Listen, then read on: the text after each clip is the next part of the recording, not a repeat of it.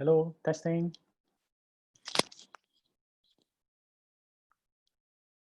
Hi, is MyFinB host there? Can you hear my voice? Yes, I can hear you. And audio and visual is okay? How about visual? Visual is good. Okay, thank you. I'll be playing the music in a moment.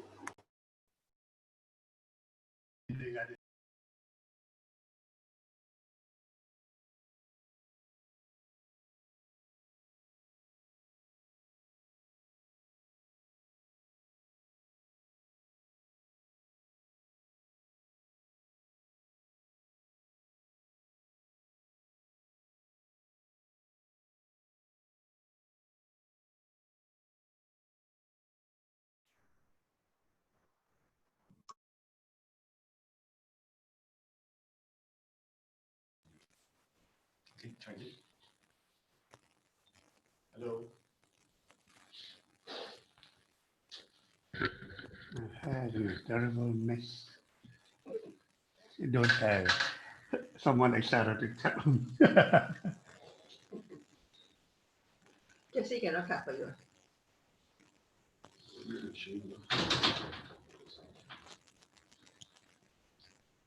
I might get my sister to her. She's so old. Oh, my sister used to be a hairdresser. Yeah, she cannot clap for you. I haven't visited them also since 70 plus years old.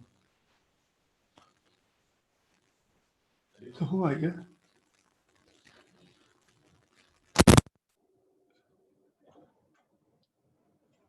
Hello, anyone there?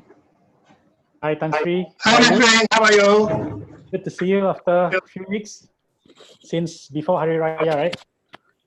Good. Sri, can you hear me? Yeah. Sorry? I'm Sri, just can you hear asking me? who else is around. I saw Sunita Mr. is Go. from. Adam is there. Mr. Go is there. Hi, Mr. Can E. see everybody.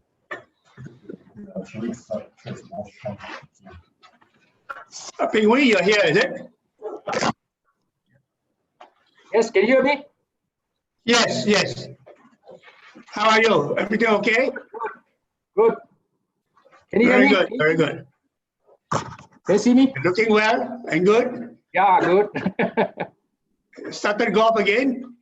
Yeah, many times. Oh, okay, okay. Because it was just like 2-3 weeks ago, he go back to the course, isn't it? Yeah, but we Very good. play practically every day. So you're playing every day? Yeah, practically every 2 days. Wow, Yeah, that's great. After such a long time, huh? yeah, Okay. yeah. I will cut off my video and mute it so that you all can talk. Okay, Okay. thanks. We are still waiting for Adam and Carl. Oh, yeah. I think Adam is in. Adam E. Mr. Adam E is in. Adam, you are here? His name is in the participants list. Okay, Adam, are you here? You are here, but I can't see you or hear you.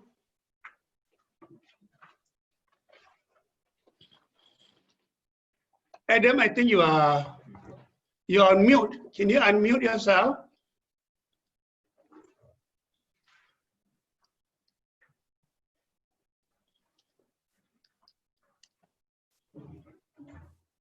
What about Carl? Dr. Carl, are you here? He's signing in, Tan Sri. Okay. So Carl is here also, eh? Not yet. He hasn't signed in yet. Oh, okay.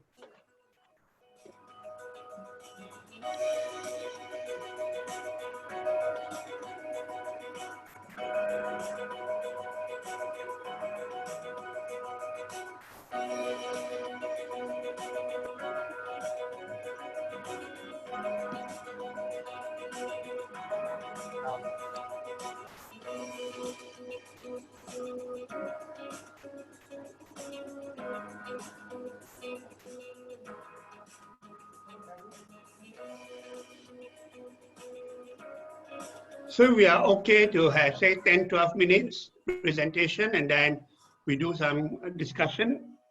Is that all right? Yep. Okay, good.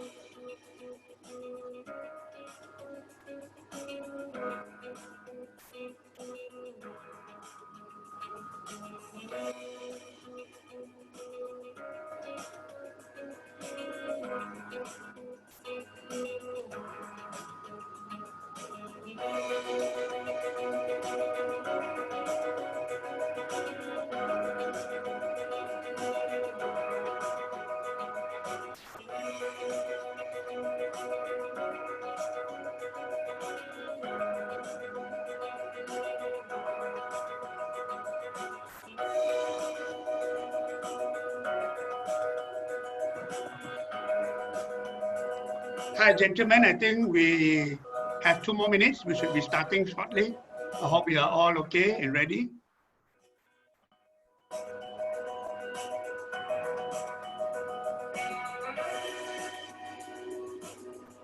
Hi, Carl. How are you? Hi. I'm having problem with my laptop, so I'm going to use stream through using my mobile phone. Okay, fine. I've been doing a lot of that with mobile phone as well. Okay.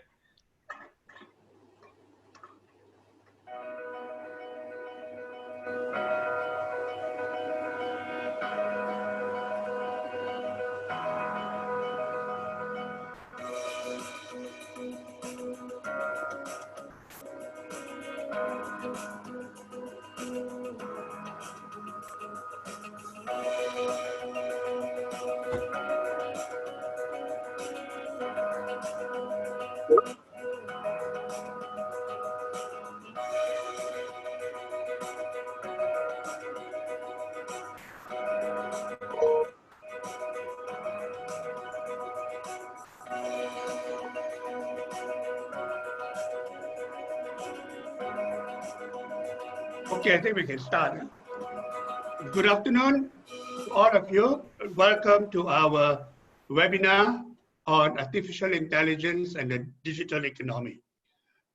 I think this will be an interesting webinar as we have 4 very prominent speakers to share their thoughts, their knowledge, their expertise with us. And our 4 speakers are Mr. Goh Peng Wee, the founder and group chairman of Silver Lake Axis. And then we have Mr. Nasri, founder and CEO of MyFinB Group, which is a leading AI company.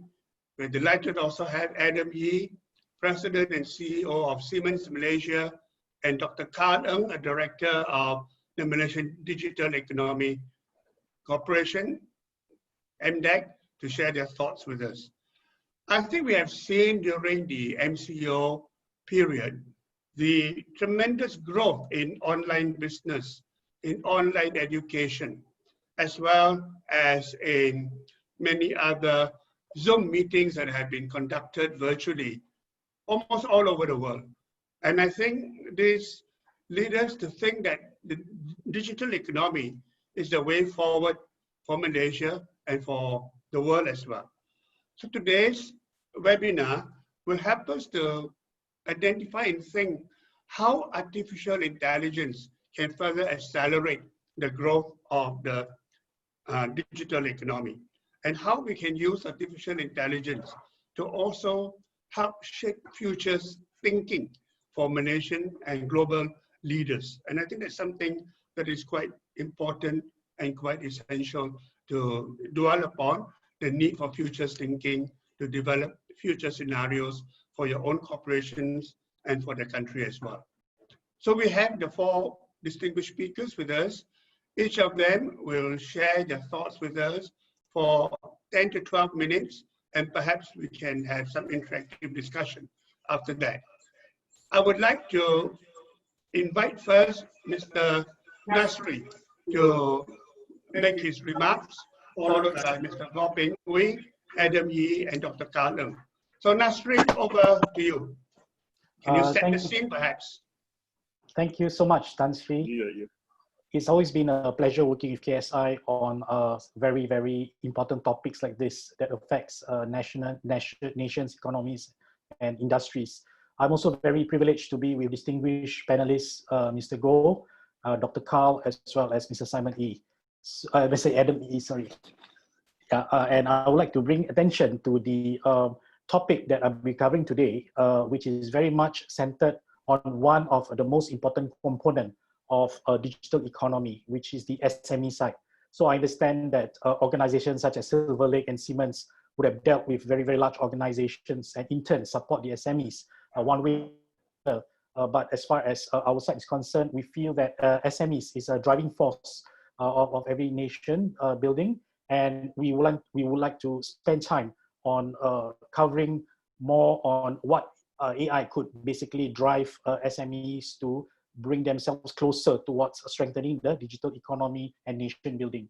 So let me just go through the slides very quickly, as I'm just given about 10 minutes, yeah?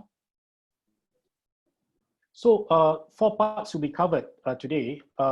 One is on the COVID recovery scenarios, which will in turn affect the way digital economy strategies are being carried out. You know, as we know, there are so many uncertainties, so many volatilities, and so many surprises that can happen along the way. So before we map out any form of strategy, we must be aware of the external environment and the possibilities that could come out of it. And the second part of my presentation will touch about the digital economy and AI per se, as to what's needed and what are the drivers behind it. With part 3, SMEs as a pillar of growth, and how we go about doing it with the solutions and with the measures that we feel could help at not just one, not just two, not just 100, but hundreds of thousands of SMEs as part of the nation building. So the setting is that with weakening global economic indicators, right, the conditions, homegrown SMEs, Malaysian SMEs now have an even more important role, okay, to be center stage. And one of the key drivers will be the use of AI on how to help them internally. So we are talking about using their HR data, finance data, accounting, operations, and help them prepare for external positioning, external exports, and so on in an integrated economy, right? And to drive growth, we feel that restoring and rebuilding the business fundamentals of SMEs are a good starting point to basically effect the growth and recovery strategy. And to start off with the 3 scenarios, basically there are 3 possibilities here. One scenario involves, a repeat or smaller waves of infections. So what we're going to see in scenario 1 in the next 6 to 8 months, it could be a situation where there's a lot of peaks and troughs, okay? So in such a case, whatever we budgeted for, whatever we priced in, whatever measures we planned, would have been met with fairly predictable outcomes, right? So when the thing hits the peak, we would have the reserves. So hit the troughs, would have some ability to grow and recover back. So scenario 1 is not the worst case scenario, but when it comes to scenario 2, where in the next few weeks or months, we're going to see a huge spike that we've never seen before we get to see better days, right? So this is the part where we cannot establish, certain things that whatever we budgeted for, whatever we set aside for, suddenly wasn't just enough. The policies, the goodies that come our way certainly wasn't enough because of the huge spike. So in such a case, we got to be extra conservative, and we got to be very, very alert on indicators to suggest that the peak has been breached and it has reached new levels. Okay, and we have to, this is where many companies will not be able to survive because it was beyond what they budgeted for, right? And the third scenario is then what you call a slow burn, okay, where things picked up a little bit, but then it just dies down and stabilizes, and before it gets, subsides in a more manageable way. So the important implication of these scenarios is that, the policies that we set, the monies that we set, the resources that we plan, right, and the types of corporate horizontal and vertical strategies that we pursue will be very much subjected to all these scenarios, and we got to plan for all 3 instead of just one. So this is the important message that we want to put up. So when it comes to digital economy, right, we have to know that digital economy is beyond just about online connectivity. It involves 5 very important components. It's more than just being IoT, it's just more than just being online and sell things on e-commerce. So it involves people, businesses, data, devices, and processes. So how is AI relevant to this? Because AI must be smart enough to adopt what you call a predictive and prescriptive, with the ability to monitor all this dynamism that happens every day. Like they say that change is the only constant. This is a perfect statement to describe how AI is most suitable, the most suitable form of technology that's able to deal with the dynamism that can be applied on those 3 scenarios involving these 5 components. So in our case, the AI that we talked about involves the natural language generation and understanding on the left-hand side, right? And the first half of the left-hand side, and the second half of the left-hand side would be the unstructured data through natural language processing.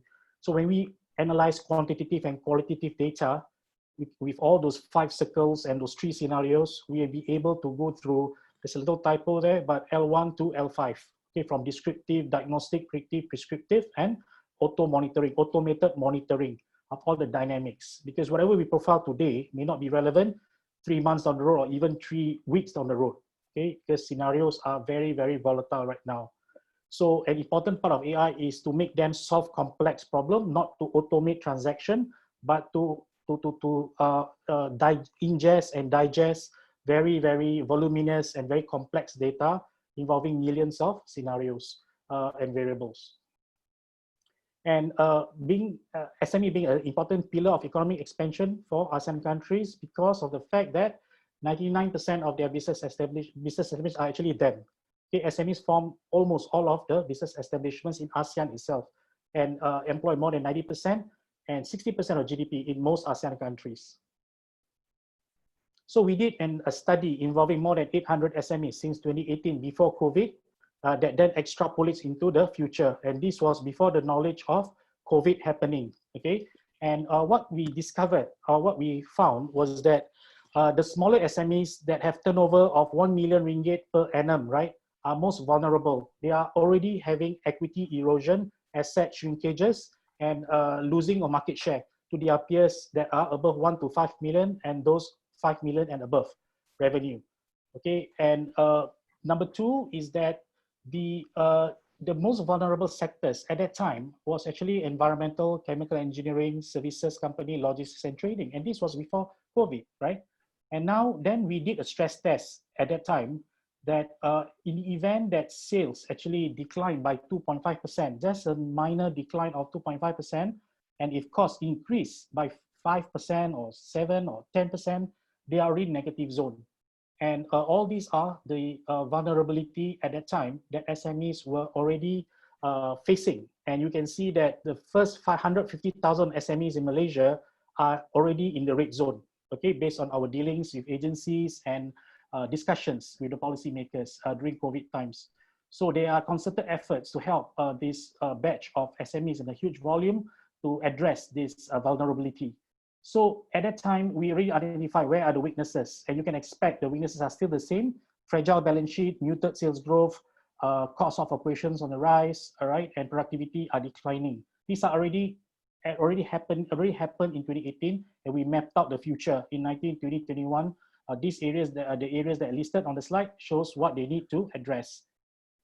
Okay, and you can see there are 4 quadrants here, risk return matrix or dichotomy.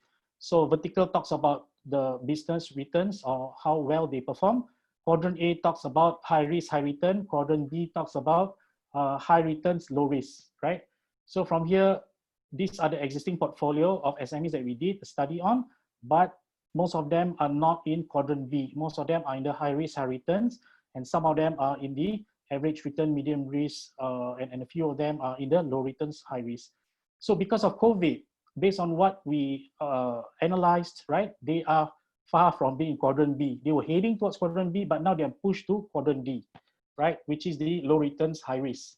So this is what the state of situation facing SME. So what we are saying here is that before digital economic strategies can be effected, before pivoting can take place, right, there is a dire need to basically repair, restore, restructure these SMEs. And this concurs with the situation that officers at Traju, SME Corp are talking about, right? So before we pivot, this was a message. They need to restore and rebuild the fundamentals first. So the restore rebuild framework looks at a 3-step process: go through a financial health scan, go through the roadmap and action plans to do the intervention using AI, do the health scan, 150,000 SMEs in one go, doing the health check, road mapping, and then we can start injecting or infusing AI technology into SMEs. This, to us, is a very viable approach to ensure that their internal and external strength or potential and viability can be ensured. Okay, and this is a model by McKinsey that looks at the specific areas for rapid revenue recovery, where if you want a fast time to impact situation and with fast impact on earnings, EBIT basically, earnings before interest and taxes, should focus on things like revenue growth management, demand planning, which is the market side, marketing efficiency, and e-commerce analytics, which was part of the popular measure under the digital economic strategy, So, and of course, M&A is part of the thing, but it takes a bit of time, to pursue any of these measures. Okay, and key takeaways, my last slide is that digital economy is more than just digital connectivity. Because of the COVID factor, and measured this against our 2018 study, 19, 20, 21, we see that they have to deal with the COVID effects, and based on the 3 scenarios. And the greatest challenge now is survival. You have to survive and thrive. You can't just thrive and grow, but you have to survive and thrive. So before any pivoting can take place, R&R, in this case called restoration and rebuilding, needs to be done first. And to ensure the goals for digital economy is done, right? SMEs cannot be assisted on a one-on-one basis. You cannot do manually to do 100, 50, 10, let's do pilot, this and that, right? But you have to effect a drastic injection of medicine to affect a larger ecosystem, right? And wide across industry spectrums. Yet it has to be done on a customized basis. With that, I would like to end my speech and my sharing.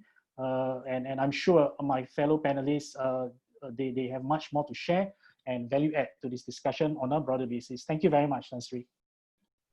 Thank you, Nasri, for your presentation. I think you raised some very interesting points about how SMEs can rebuild their business and can move forward using AI as one of the tools for analysis and for future business planning. Thank you.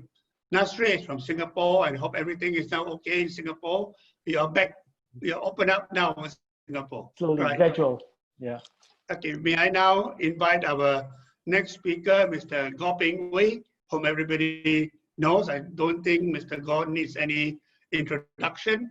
He has been voted by Forbes as one of the top-ranked entrepreneurs, technology billionaires in the country, has won a lot of awards with Ernst & Young and many other international awards.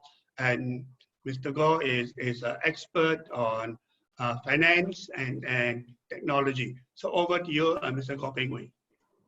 Okay, I will touch on AI, and I think AI this year, 2020, is not really a good year, starting with wave computing filing for bankruptcy, and the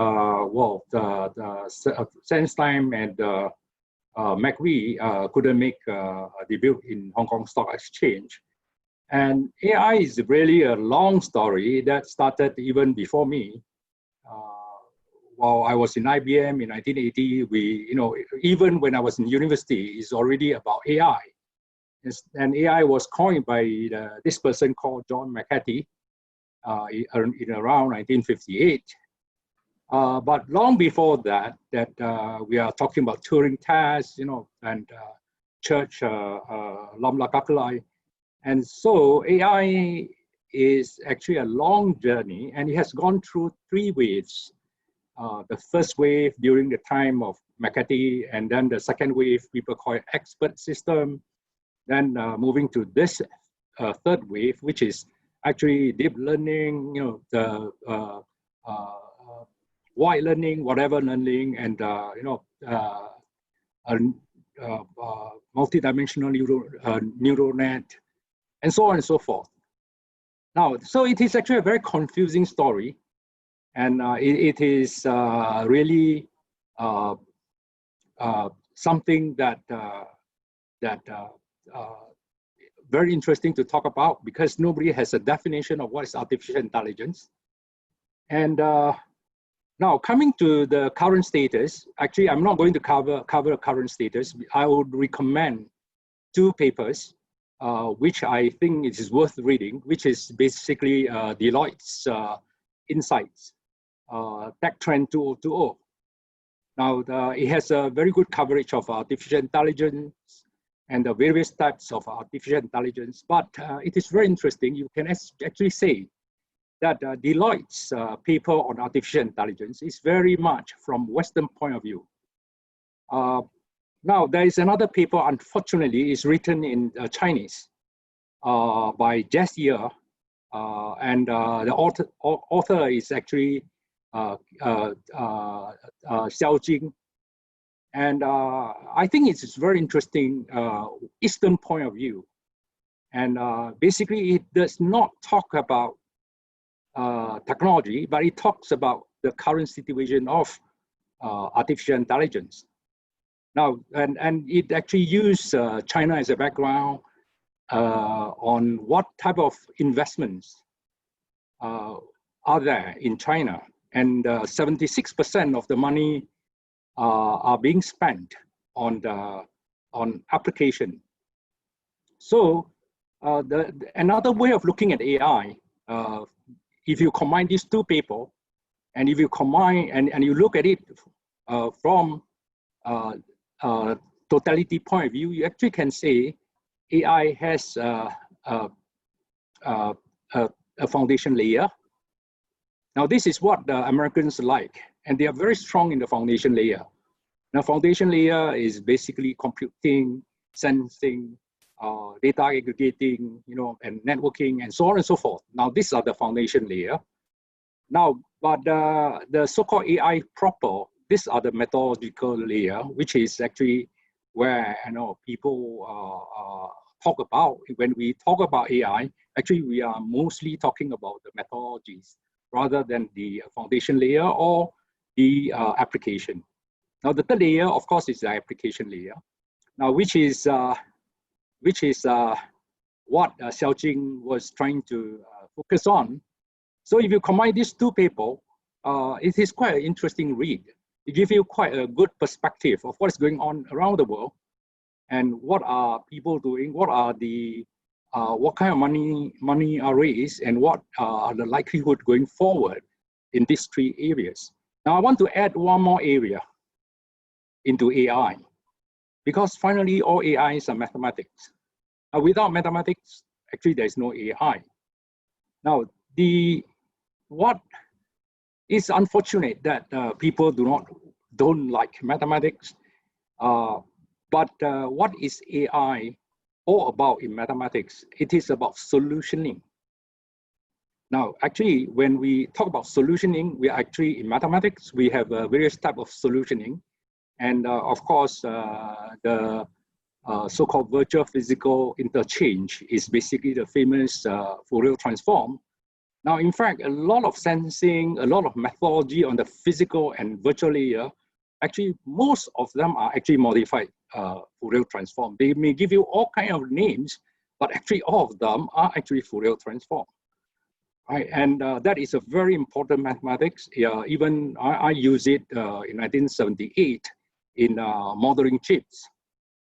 Now, the second, which I used in 1990 to create banking solution, is actually called Galois series. Now, that is a bit macro, but it still can go down to very micro if you want to. Galois series is basically a methodology of arriving at certain conclusion, was originally discovered by Galois Everettier, which was in 1830. Now, used in mathematics to solve polynomials, but actually, if you think about it, it doesn't need to stop at polynomials. It can actually, you can expand it to all kinds of dimensions, and therefore, it is actually quite generic as a solutioning method, which I use it in banking. Now, and until today, I'm so surprised that nobody is using it. But we are deploying it further into digital banking. We are deploying further into InsurTech. Now, our InsurTech has grown. I mean, a lot of people has heard of digital banking, and so on, but very few has heard about our InsurTech. Now, our InsurTech has grown to cover the whole Asia Pacific. In Malaysia and Singapore, we have covered every insurance company that you can mention. Is 100%. And it is fast growing at about 25% per annum without cash injection, without resource injection, partially because of our wide range, wide coverage of investment, and that also lead to we just signed up a fund only last week, are making Silverlake as a fund. Finally, we are a fund, and without ability to raise money, actually, it is very difficult to do big things. And that links back to US. Why US is still going to be the best in fundamental AI is because in US, there's something called easy money. Now, it is very easy to raise money in US because the money has to go somewhere. Now, if you print money, you're not going to do it. You're not going to spend the money on the apple, oranges, you know, or noodle. You know, you try to create a story and then you try to get a big return. Now, it has to be in a high-tech area. Now, if you are going to expect high return from noodle industry, sorry, I don't think you can. Or tourism is difficult. You know, hotel is difficult. Now, construction is difficult. And that, therefore, it is very natural for easy money to go to high-tech. And that's the reason why US is still going to be the strongest in the development of fundamental AI. But unfortunately, just the solution alone is not good enough because it is not sustainable unless you can have returns. And to get the returns, you definitely have to have market. Now, you can have the best thing in the world. If nobody buy from you, actually, there's no return. Now, so you need market in order to deploy AI. Now, so that leads to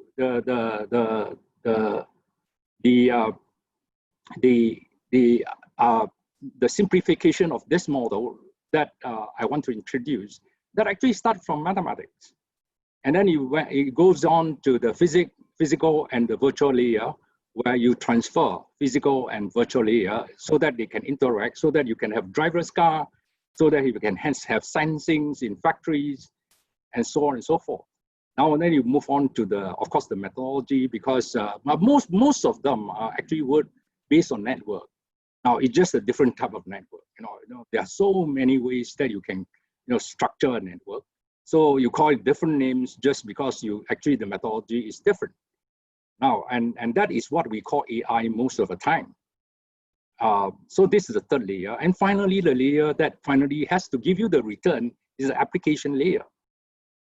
And so it's very interesting. US is going to lead in terms of R&D, but Asia is going to lead in terms of application.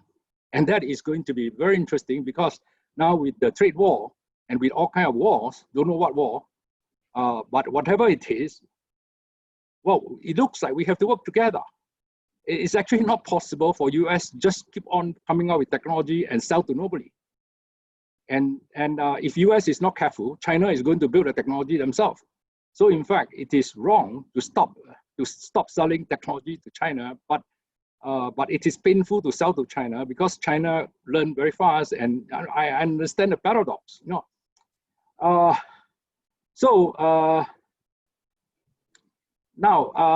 let me see what I have to cover. Okay, if I'm going to talk about the application side. Now, actually, when we look at application side of AI, actually there are three broad areas. The first area is called transformation. It's just because you need to transform something to something, and it applies to many things. It can be as easy as ASCII to ASCII transformation. It can be as complex as English to Chinese transformation, but it can also be about M&A transformation. Now, so transformation is a big topic by itself, but anyway, all of them fall under the same mathematical model. It's just that how you apply them. Now, the second type is called ecosystem, which actually we know. Google, Facebook, in fact, those who hit it big in US, they are all ecosystem applications. Google, Facebook, now they are all ecosystems, whether it's Alibaba, whether it's whoever. Now, if they are not ecosystem, usually they don't hit it very big. Now, ecosystem is basically a big money game. And in fact, in Silver Lake, we have about 10 ecosystem companies. And transformation, we have two transformation companies. And on the last part is called Digitech. I group all of them as Digitech. Basically, I want to simplify the definition of artificial intelligence. And I want to say artificial intelligence is about how many percent you automate. Now, if you automate less than 70%, you may want to call it automation. You may want to call it something else. It is up to you. But I think anything more than 70, 80% to 99.999% is actually artificial intelligence. Now, so artificial intelligence, when it was done by McCarthy, it was about languages. You know, he developed a language called LISP, L-I-S-P. So today we are looking at it from a human point of view, that we are talking about solutioning, and we know we can't get 100% solution. Right? It's impossible to use computer to get 100%. A very easy test is to make computer angry, and the computer cannot get angry, and so you can't get 100%. Right? So so basically, solutioning can never be 100%. But anything more than 80 to 99-point-something% is actually about artificial intelligence, and there are actually two areas of, or maybe 3 layers of application: micro, macro, and in between. You know, maybe there are 3 layers. Now, so if you look at it from that point of view, artificial intelligence is actually it's spread all over the place. It's all over the place. But if you are really interested in about artificial intelligence as per what Deloitte says, or as per what Xiaojing says, then there are 2 papers there. But Silver Lake did it very differently. We focused on the mathematical solutioning, and the first one was Galois. Second, and then we went to conjugate. You know, a lot of what I said is actually about conjugate. Okay, and so what I'm trying to say is, well, you can explore the American way, you can explore the Chinese way, or you actually can explore the Silver Lake way. Thank you. Thank you very much, Mr. Goh. You made some very interesting observations, which are very useful for our discussion today. You've highlighted the Chinese way, which we seldom hear of. So this is something important, interesting. You also highlighted the need for applications and how to deploy AI. You emphasized the importance of transformation and the ecosystem. Thank you for all these views. Thank you, Mr. Goh. May I invite Adam Yee, President of Siemens, to address us now. Adam, the floor is yours. Hope you are well and okay. Hello, very good afternoon. Thank you, Tan Sri. Everything well, except for very new normal for us now. I'm actually now in the office. Basically, good. Looks different. Yeah? However, we already getting used to it already for 2 months with this new norm.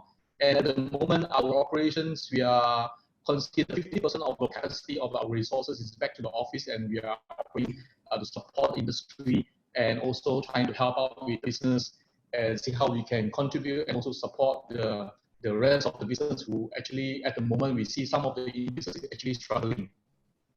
It's very interesting also see many of our participants over here sharing a lot of ideas. Probably from my perspective, maybe I will talk about it more about industry or manufacturing like AI. Perhaps I think AI is a disruption. It's completely redefined the business and how the business compete. I do believe in new industry revolution. I know in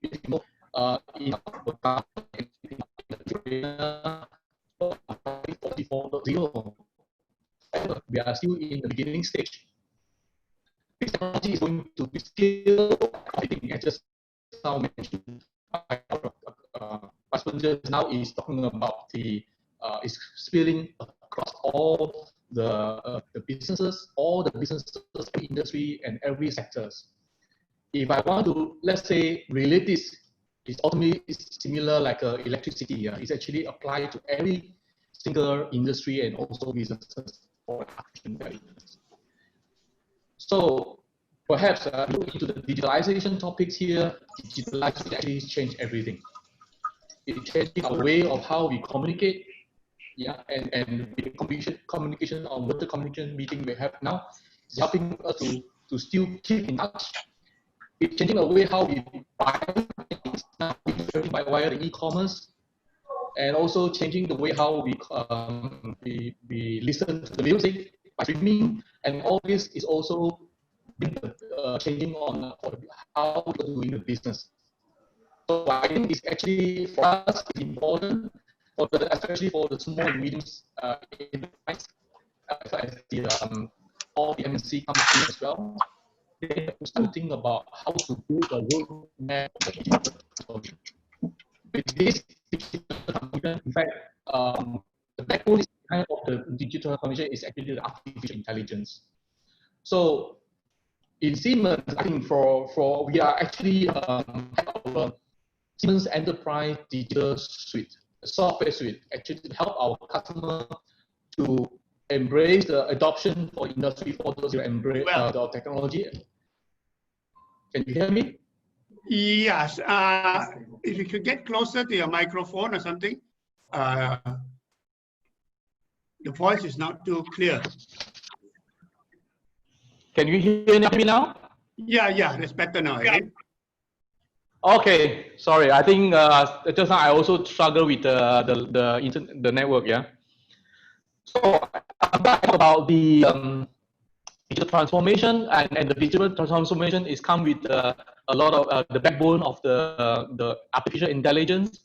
With this, for the manufacturer and also the SME, MNC, already started with the digital transformation roadmap, which is the adoption of Industry 4.0 emerging technologies. For example, like AI, 3D printing, additive manufacturing, as well as like IoT. Those technologies actually is already available in the market. However, to embrace into these technologies, actually it will be a challenge. Everybody is trying to think about what will be my return of investment, what sort of technology is actually suitable for my application, also for my manufacturing process. All this we have to take into consideration, because I think this topic is not about only technology where you want to implement just for fun, but I don't think so. I think it's very, very important to need to fit into the business requirement. For example, these are the 4 elements. One is actually to reduce the time to market. All the manufacturer trying to shorten the time to deliver the market, from the product design till you have a final product and launch it to market. Secondly, also, you will see that a lot of companies are expecting to have more enhancing for their flexibility, because I think some industry, like even for automotive industry, they are actually looking for maybe 100 or 200,000 variants of how they want to customize the product on the car, actually to let's say to fulfill the customer requirement individually. So, and then the next thing is also have to improve the quality. That's why some companies, they are also implement the robotics process in their productions to have a consistency on their productions.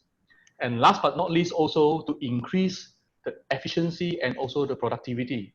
I think productivity is important, because the productivity is actually in translation into cash, into cost. So I think to increase the competency and also to increase the competitiveness in the market, I think it's important to increase the efficiency and productivity at the end of the day. So all this you come into you need to do a deep dive studying about what is really relevant to you. What sort of technology actually could help you to improve your business, to reduce your cost, to be more competitive, and also you can go even to the overseas market. So AI, I think for this, basically, I look at the artificial intelligence is going to change the entire our work life even artificial intelligence. Sorry? So the artificial intelligence will actually change our life. Perhaps when you look at now with COVID-19, it's actually very unprecedented for this event because nobody expected such a change. And in fact, and this is actually to, I think it's also a awakening call for almost of the business to think about what should do and for the future. I think that is my point of view. If let's say in the future with all this emerging technology like virtual reality, we have IoT, and then we have this autonomous and also 3D printing that can do customization for the products. They can reduce the time by having the automation and digitalization, and they will have data analytics and prediction for the plant. So you can imagine all this integration, yeah, with the entire network and the holistic view on the entire industry.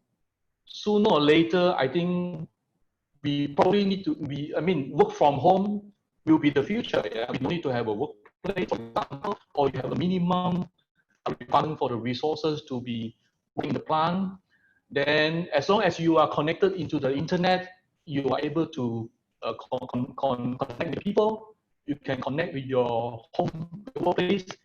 You actually can conduct this, and also in the future, I think 30% of people will be able to do all the business dealing through the internet. And then I think this is all possible. With this, probably our entire ecosystem will change as well. Because I think probably we do not need to stay in the city. You can work, you can get a house near to the place that you want, countryside or seaside, as long as you're connected to the internet. And probably you need to travel so frequently, then we will reduce our traffic jams. All this, I think, is possible, but it's a matter of time. I think the digitalization is for the people who really wanted to adopt, to look into that and prepare for the future.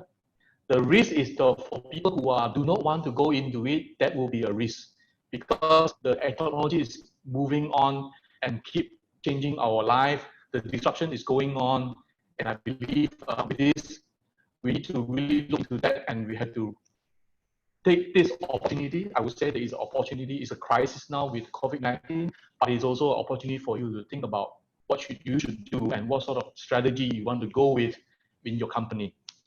So I just want to bring you a brief introduction and also brief sharing of my thought of what's going on with from the industry. Thank you. Thank you very much, Adam, for sharing your perspectives and your views. You have spoken about the need for the digital transformation roadmap. You have highlighted an important point about getting people to think about getting a return on investment on the deployment of AI. You have also spoken about the need to increase efficiency and productivity and how AI can enhance competitiveness by increasing efficiency and productivity, and on the predictive models that AI can contribute. So thank you very much for that contribution. May I now invite our final speaker for today, Dr. Carl Ng from MDEC, the Malaysian Digital Economy Corporation, to address us. And perhaps you can share with us, Carl, the MDEC or the government's plans and strategies to roll out digital economy and how AI can further enhance the digital economy. Over to you, Dr. Carl. All right. A very thank you to Tan Sri, fellow panelists, as well as all the viewers. First of all, like to thank all of you for listening. Okay, so next slide, please. Okay, so from an MDEC standpoint, our role is basically to act as a catalyst for digital economy. And we've been focusing on this in the last more than 20 years.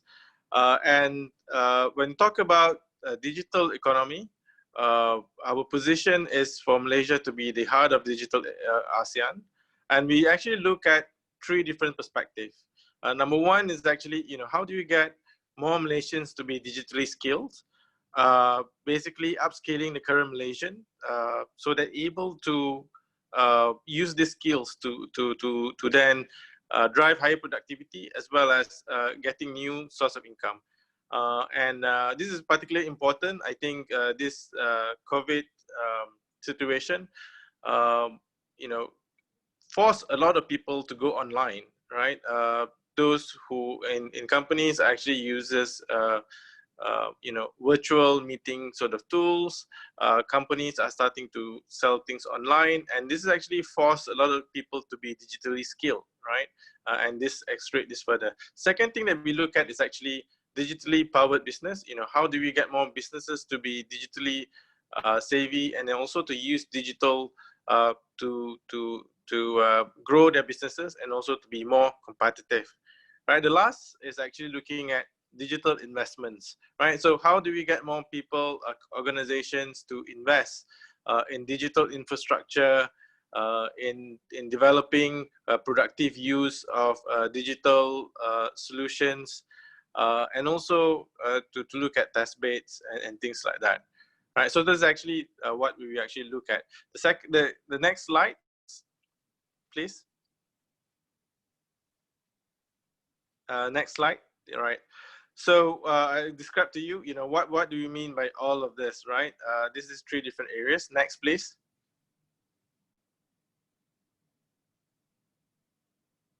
Right. So in the last couple of years, MDAC has been focusing a lot in terms of data, right?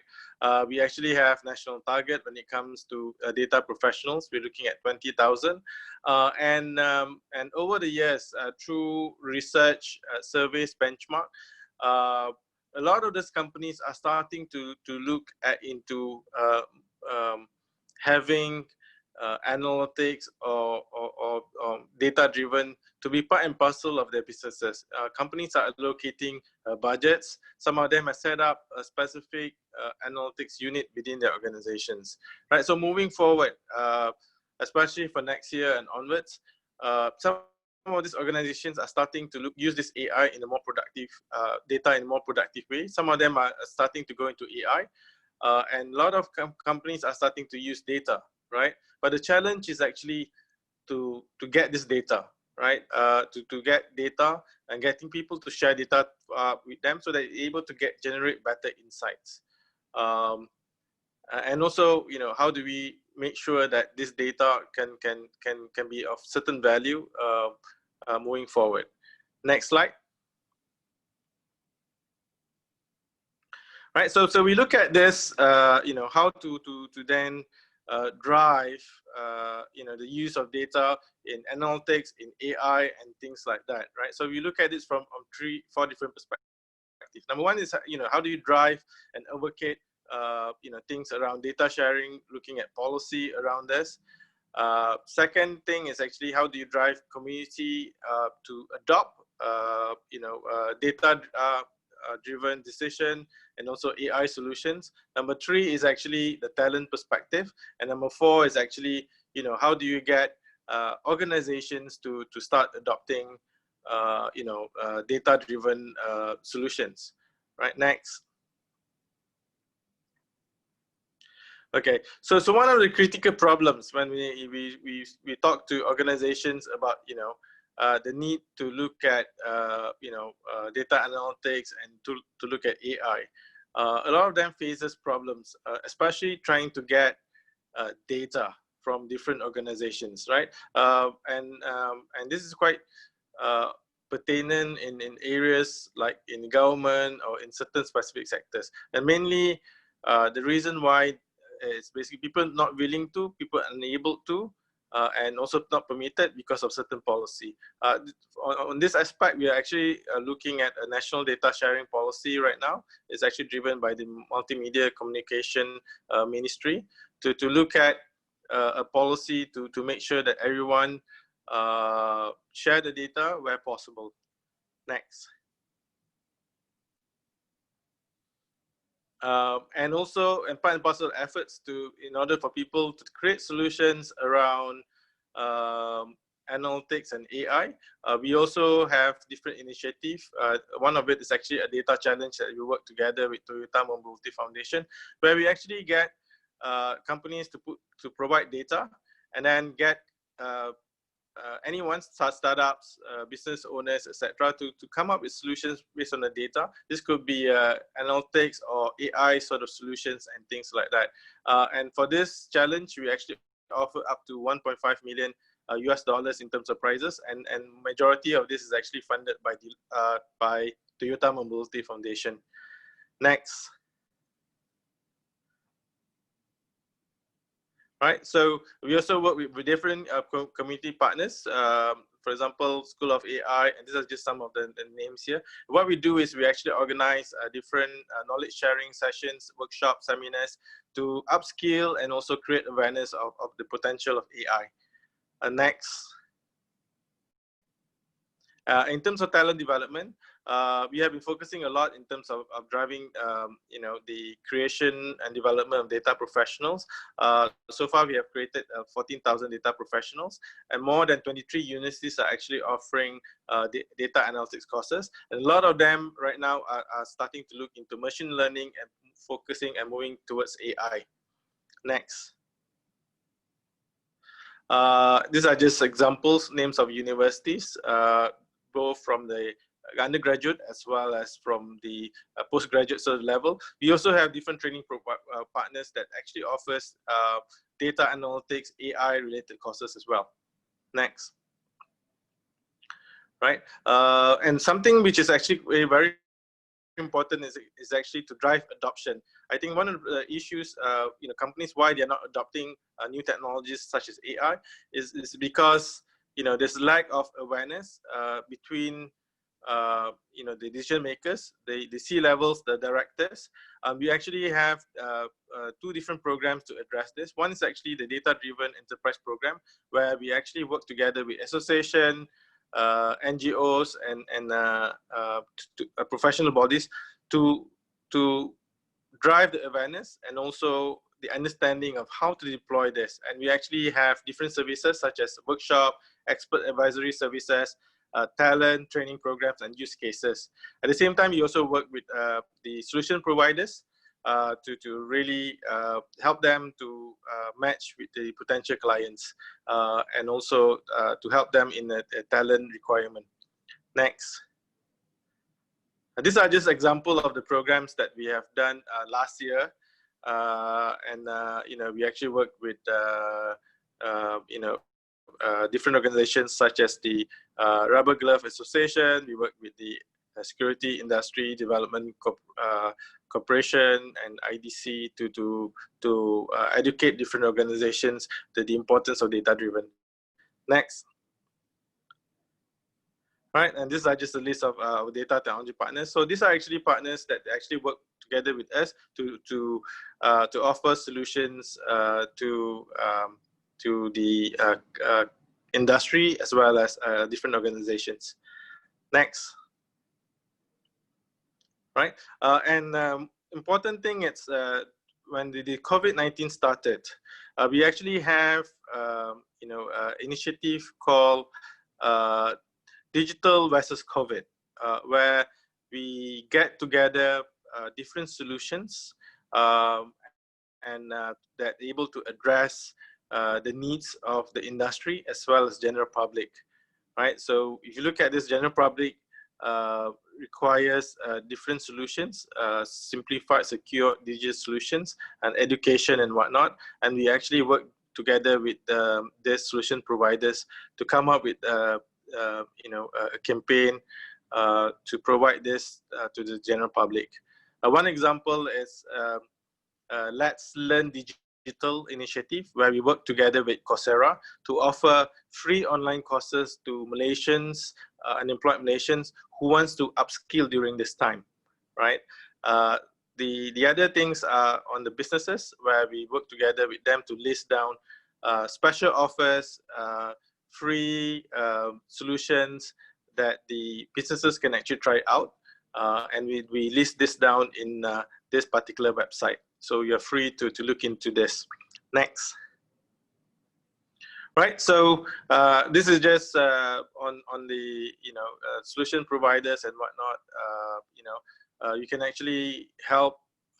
You can actually volunteer yourself if you have any solutions or anything that you want to offer to general public, or if you're user organizations, you think that you have unique use cases that could be useful, that can be scaled out to different industry. You're also encouraged to come and talk to us so that we're able to see how we're able to help you, right? And we hope you're able to support our initiative, our events and our programs moving forward.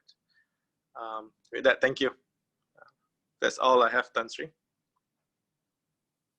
Thank you very much, Dr. Kallang, for sharing your perspectives. I think you had made a very interesting point that data is a new oil and an economic asset. You have also spoken about the need for data sharing and the need for a data ecosystem and for technology talent development. I think those are useful, important points to think about. We now have some time for questions, and I think there are some questions actually for you, Dr. Karl, to start with. Yes. One question is, how can I get government departments to adopt and share data? Maybe can we pose that question to you first, Karl? All right, sure. So the first thing that they can do is in the last 4 years, about 4 or 5 years ago, the government has an initiative called the Open Data Initiative, where the government departments are encouraged to publish the data through an open data portal. It's called the data.gov.my. When I started to look into this, the government only had about 100 data sets they actually published in this particular portal, right? So what we did was we actually got in experts from the UK, Open Data Institute, and we actually trained the government servants, and we actually established a process, governance process, to publish these data sets, a set of principles. And we actually got the government to issue circular to the government departments to publish this data, right? Why it actually works during that time is that this become a KPI for the government servants, right? So over the last 2 to 3 years, the numbers actually grown to about 11, more than 10,000 data sets in this particular portal, right? But the challenge here is in terms of the data release, the data release is not granular enough. One example is there may be certain data sets regards to, for example, agriculture product, but this is actually published at the state level, not at the district level or the kampung level, which is actually more useful, right? This is one of the challenges. The reason being it's the lack of guidance in terms of what needs to be done, right? So that's one aspect of things. So open data is something that the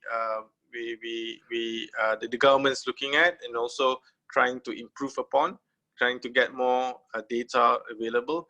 The second area that we are actually looking at, which is actually part and parcel of the National Data Sharing Policy, is to encourage shareable data to be shared between government to government and also government to private sector based on certain terms terms and condition. Right, this is something which actually we are working on right now, because right now each department actually has their own standards and also policy. So we are trying to harmonize this moving forward. Thank you. I'd like to pose a general question to all the panelists, and that is, what do you consider to be the major challenges or the problems that are associated in implementing AI applications, as well as implementing the Industry 4.0. Any views from anyone in the panel? Perhaps I will start off first. Adam? Yeah. Oh, Can I start first? Yeah. Yes, sure.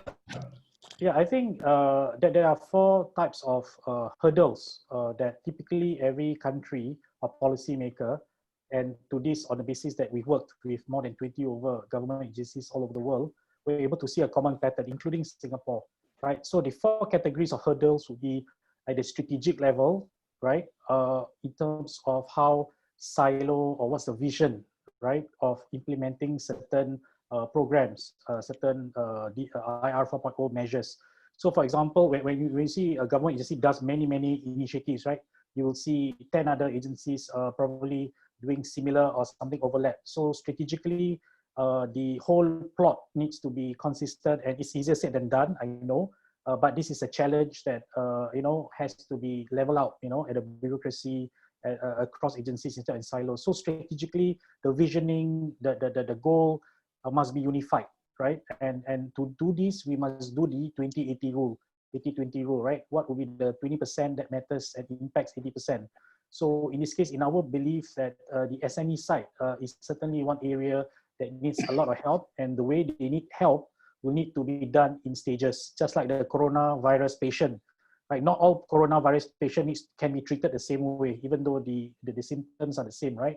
But if you're an elderly versus you're a teenager versus you're an adult versus you're a toddler, so the element of treatment can be quite varied, right? So this is how granular we must be. And to do this, you cannot do manual, you have to do digital, you need to use AI to do the smart thinking. So the second category will be the structural part. So sometimes we have too many structures in the middle that impedes development. So structurally, we must deal with the right agencies driving the right focus, with everybody gathering and supporting, in this case MDEC, for example, right? So we're not saying there's none, but I'm just saying that Industry 4.0 and AI. Yeah. Hello? Yes, we can't hear you. Okay, so I thought I heard somebody speak. So the third one is basically the operational aspects of it.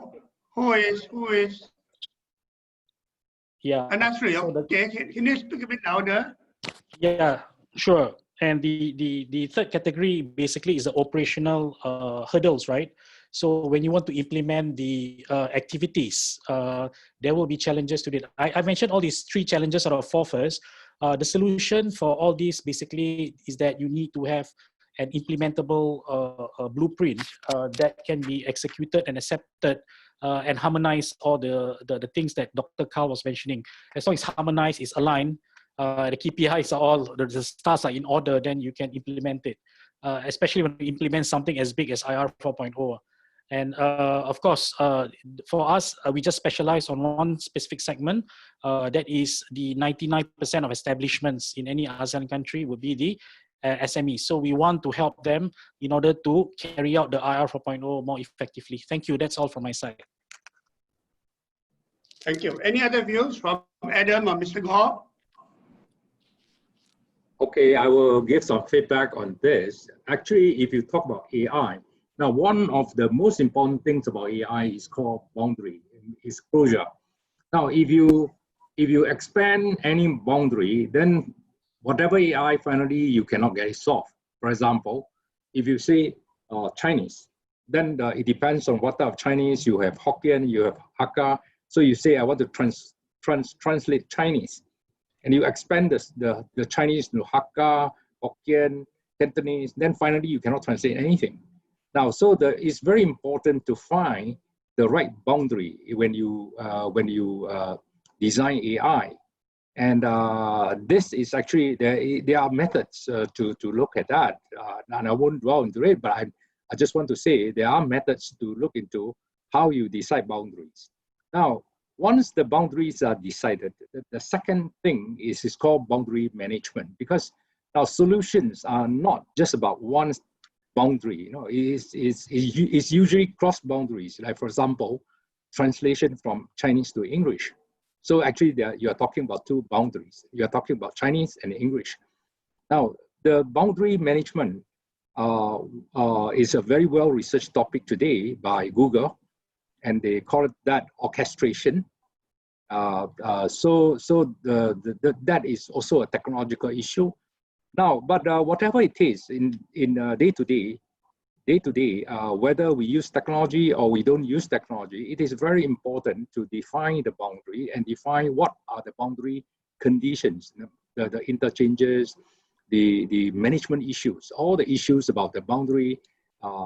Even in politics, you're talking about racial boundaries, you're talking about religious boundaries. You find that actually in human life, we actually deal with boundaries a lot, and we need to have a proper methodology to decide boundaries, and we need proper methods to solve the boundary management.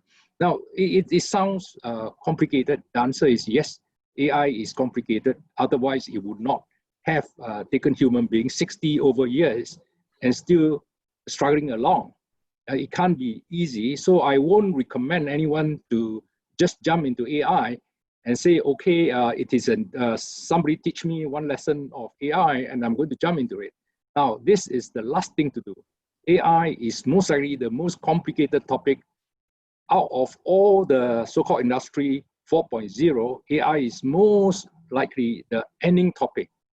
But of course, you link anything together, you actually can call it AI. Whether it's networking, whether it's multi-chips, actually they are all AI issues. So AI is a topic that is a very dangerous topic that don't underestimate and start reading a paper like, for example, 2019 was a big AI story in China, but now it cools down, right? So it shows that that something is very confusing. Even the whole of China trying to understand AI is not there yet. So AI is not a simple topic, but if you look at it like what I've just said, solution-wise, there are a few parts, the foundation part, the mathematical part, the methodological part, the application part. Now, then the approach-wise, you have the boundary and the boundary management. Actually, it's not that difficult from top-down point of view, but when it comes into deconstruction, means you break it down to detail and more detail and more detail, you find that it can be very, very confusing because all the researchers, they use different names. They don't standardize their research. The same hierarchy, they use 1,000 names. And actually, they belong to the same organization, same structure, but they use 1,000 names. And it causes confusions. So, for example, a lot of AI technologies are generally network technology. In fact, 90% of the AI technologies are network technology.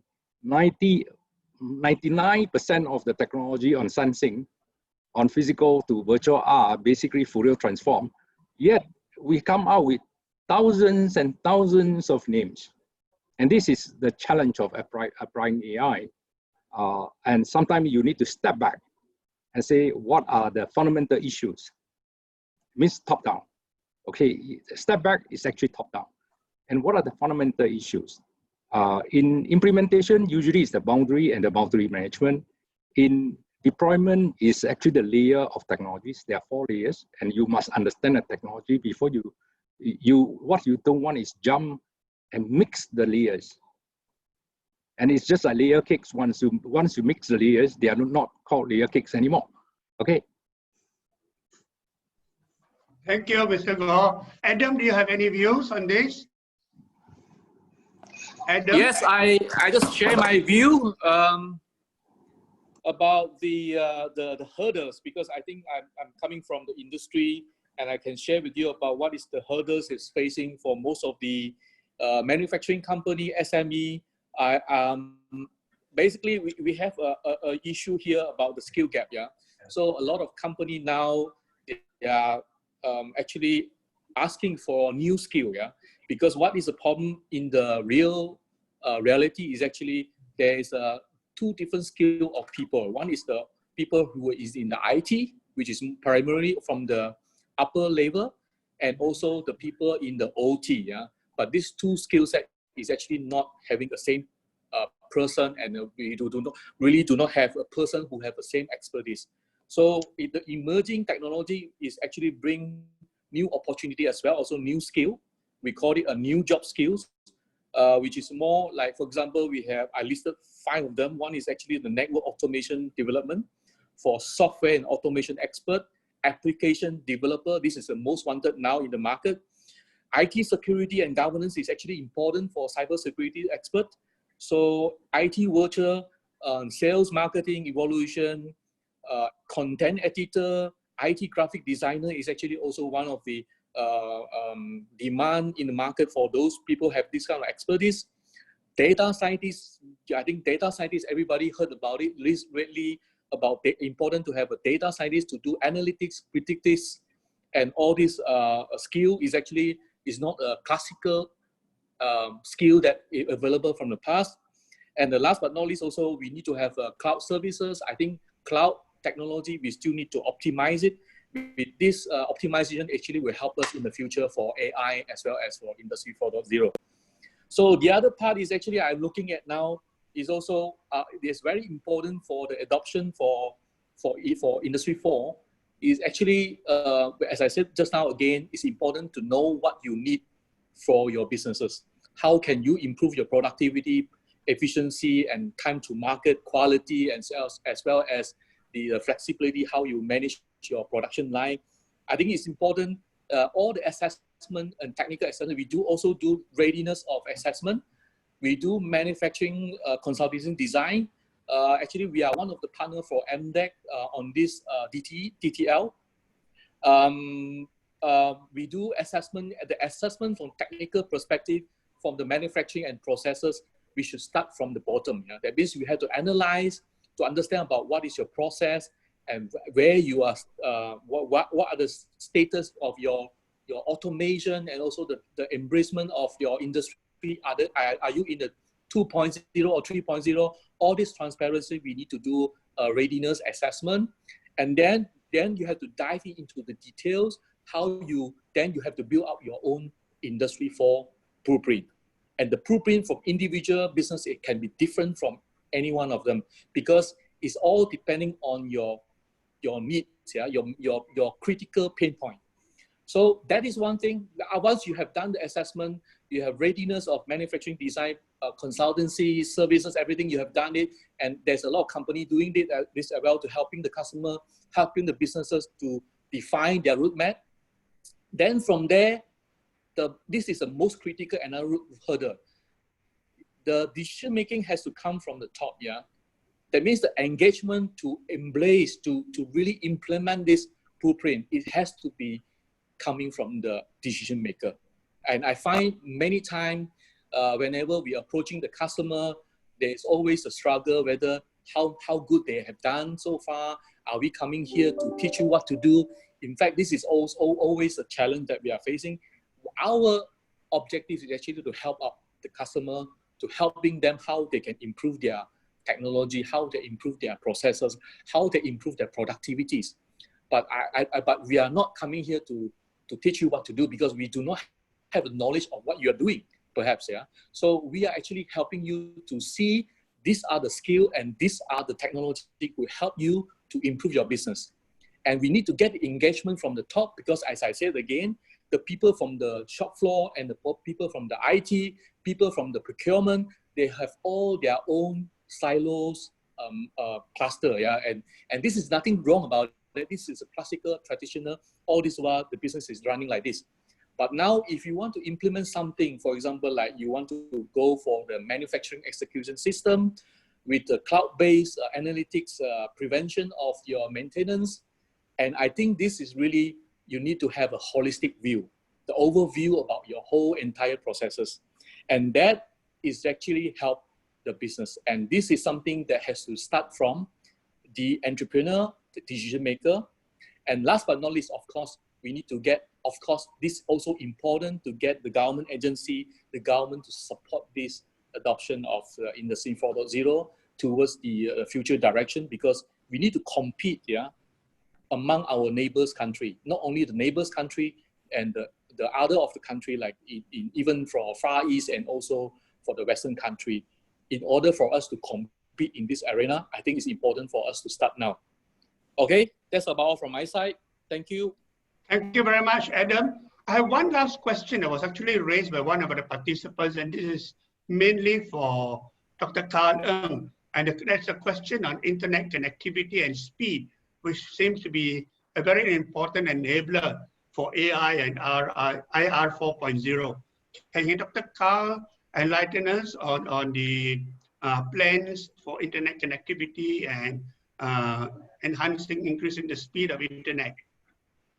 All right. So this is a domain where it's not directly under MDAC, but it's actually under MC. Yeah, it's under MCMC and also the Communication and Multimedia Ministry.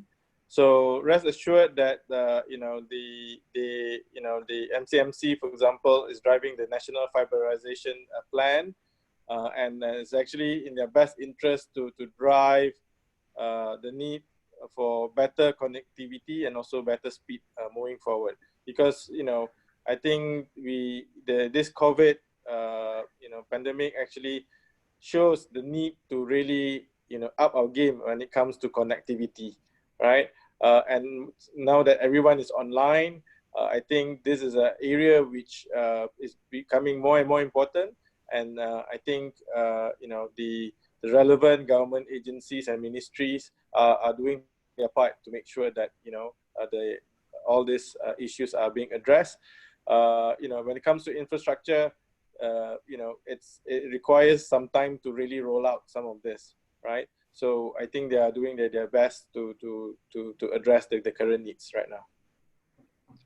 Thank you very much. I think we need to bring this to a close. I want to thank all of the speakers for sharing your valuable thoughts and knowledge. Mr. Gopingwe, you've shared a lot of real practical business lessons that we can think about, and the other speakers have also shared their very important industry perspectives. So let me, on behalf of all of us, thank our speakers for their thoughts, their sharing, and thank you to all the participants who had watched this webinar. We try to see you another time. Thank you very much and have a good evening. Thank you. Okay, Thank you. Thank Bye. you.